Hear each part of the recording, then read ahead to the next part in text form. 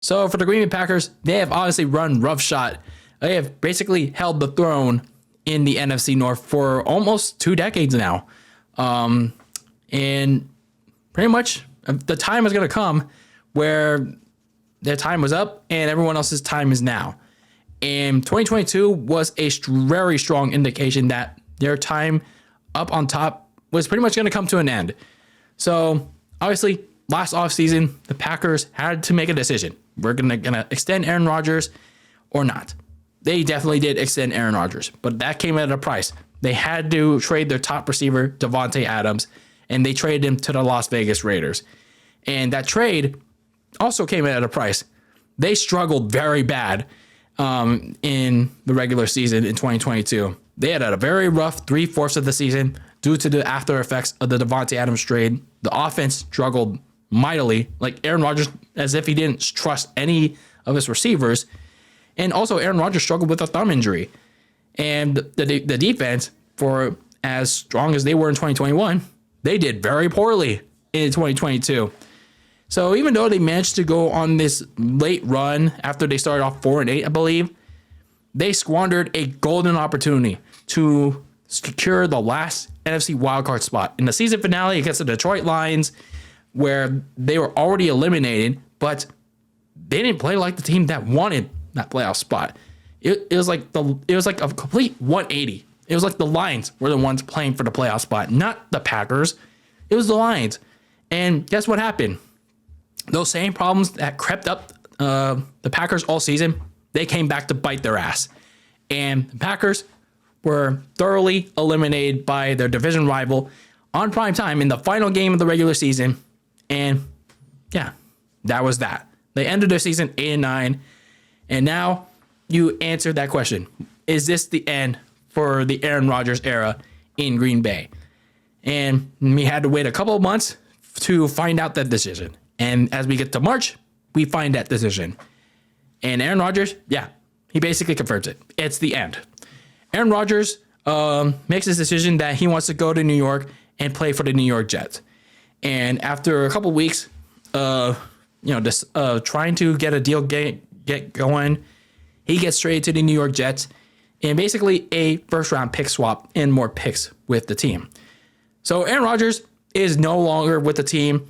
It's basically the Jordan Love show. The Packers finally showing some love to Jordan after, I think I said this, they should have been showing some love to Jordan like after their loss to the Philadelphia Eagles in week 12. Like that should have been when they started showing some love to Jordan. Like, what are you doing? So anyway, now that you're finally showing some love to Jordan, it's now time to decide and determine whether or not Jordan Love can be your starting quarterback. That should be the top goal for 2023. Sure, there's still a couple pieces that can make you a potential division team, like competing for your division title. You're probably not going to be competing for a playoff spot. Like, your only path to getting to making some crazy playoff run is the division title, because the NFC North is pretty wide open. But you really have to determine whether or not Jordan Love can be your starting quarterback. He's been there for what, like three years now? And you really don't have an idea of what he can be, other than some spot starts, some fill-in starts because Aaron Rodgers had COVID. So some of your offseason team needs that I talked about in my season recap for the Green Bay Packers, they really needed a number 2 receiving option opposite Christian Watson. Sure, they had Romeo Doubs, but he got injured early in the season. And yeah, he didn't really provide too much. He looked okay. But, I mean, Christian Watson was the breakout option, and now you need a second and third receiving option opposite him. They needed to retool the secondary by either re-signing Adrian Amos, their safety, or signing a new safety. So that secondary, that was very bad.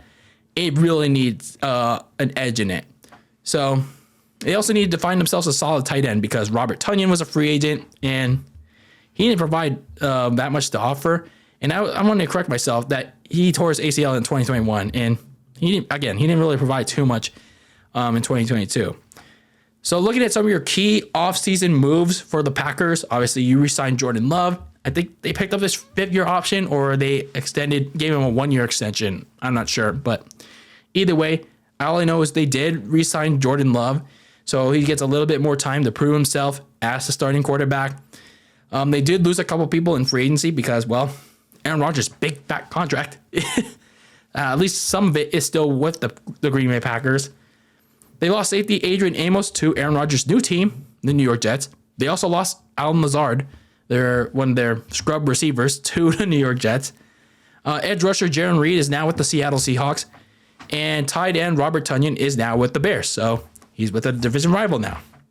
So because of Aaron Rodgers' big fat contract and him prolonging the decision to go to the New York Jets, the Packers weren't able to do anything early in free agency. So the only notable name that they were able to add was safety Tarvarius Moore from the San Francisco 49ers. So from the time that he played with San Francisco, he was actually pretty okay. He was actually pretty okay, rotating in with Jimmy Ward, I believe.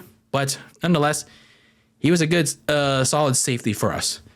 Looking at some of their draft picks, I really, really question why they don't draft a first-round receiver, because the Packers decided to go and get edge rusher Lucas Van Ness from Iowa. I mean, sure, their pass rush could definitely need some help, but I think Jackson Nikwa, the Seahawks receiver, the Seahawks first-round pick, the one that they ended up picking at number 18 overall, he was right there, like a couple of picks after. Like, the Packers could have had him, and then yet they didn't get him. It's like, what are you doing? He's like right in your laps, and you don't take him. Like, I don't know why the Green Bay Packers are so allergic to picking a receiver. They always want to pick defense, and Matt LaFleur is like an offensive guy. Like, what? Why? It makes no sense. And yeah, you have Romeo Doubs, you have Christian Watson, but you need more help. You need more help at receiver. So I don't know, man. But you at least pick a tight end. You at least pick a tight end in Luke Musgrave from Oregon State. We'll see how it pans out.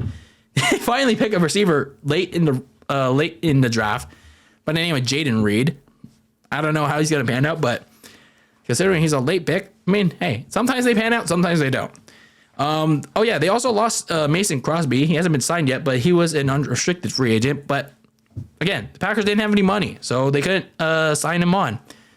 So they had to draft the kicker by the name of Anders Carlson from Auburn. So again, we'll see how he pans out. Hopefully it's okay for them. So for the Packers, like, summing up their offseason moves and what happened, there are many questions at the receiver position still. Like, how are they supposed to properly evaluate Jordan Love when he only has Christian Watson and Romeo Doubs to rely on? The latter, which was only he was only there for like a quarter of the season before he suffered like a season-ending injury. I forgot which one it was, but nonetheless, Aaron Rodgers only had Christian Watson to go to, and now Jordan Love only has these two, and we don't know exactly what Romeo Doubs is capable of with Jordan Love, and teams now have even more film on Christian Watson, and Christian Watson was really consistent, like, for most of the year. He really only caught fire like in the second half, and then where was he in the season finale against the Lions? So it's going to be really interesting to see how they evaluate Jordan Love. I guess he really has to make chicken shit into chicken salad. We'll see. And then obviously you have questions again about the defense, like the defensive line. You know, you have these starting spots to be settled around Kenny Clark, Devontae Wyatt, your defensive end, Quay Walker, several others. So some questions to settle along the defensive line, the pass rushing unit, and then the secondary, which was bad last year. We'll see how it pans out now. Adrian Amos is gone, and you have to decide who's going to be that starting safety. It's going to be Rudy Ford, Tarvarius Moore, some other surprise player. A lot of questions as the Packers enter this post-Aaron Rodgers era. Looking at some of your potential key games of 2023, just like with the Bears, it's going to be pretty much all your division games. Weeks 1 to 2, you start on the road in Chicago, and you have to face Justin Fields and the Bears with Jordan Love. And then you head to Atlanta down south to face the Falcons, potentially against Desmond Ridder. Then in the second game of your homestand, you host the Detroit Lions against Jared Goff and potentially that improved offense. So let's see how Jordan Love fares against that test. And then halfway through the season, you face the Minnesota Vikings. You don't know how they will be at that point, but crazier things have happened. So my biggest question of all for the Green Bay Packers is obviously, how's Jordan Love going to fare? He's been behind Aaron Rodgers for it's been 3 years now. He's filled in for him for I think 2 games against the Chiefs. I think that was literally 2 games that he filled in for against Kansas City. And now he has this opportunity to prove that he can be a starting quarterback full time. So what does he learn from Aaron Rodgers? What can he apply to the starting role? It's a really big jump from Rodgers to Jordan Love. It's going to be really interesting. So overall, just like how the Packers stepped into the unknown with Aaron Rodgers' first full season as the starting quarterback, after they traded Brett Favre to the Jets, they're in that unknown again with Jordan Love now stepping into the shoes that Rodgers left now that he's in New York as a Jet. So a lot of unknown, though, with Jordan Love, as he has literally barely any receiving help behind Christian Watson, and a lot of unknown with Romeo Doubs, as well as a secondary unit that still kind of is bad right now. So that being said, you're dawning a new era in Green Bay, but honestly, there won't be any love shown from whoever faces these Packers this season. So maybe they go 6-11.